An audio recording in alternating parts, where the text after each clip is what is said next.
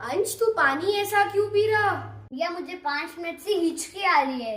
अंश, तुझे पता है हिचकी क्यों आती है? नहीं भैया, मुझे नहीं पता है। चल, मैं तुझे ये एनिमेशन के थ्रू समझाता हूँ।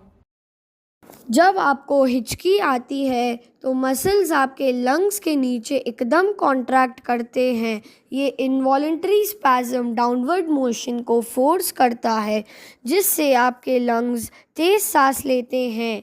जैसे ही हवा आपके गले के नीचे उतर रही होती है, आपके वोकल कॉर्ड्स बंद होने के कारण वो रुक जाती है और हवा के इस रुकावट से हिक साउंड प्रोड्यूस होती है।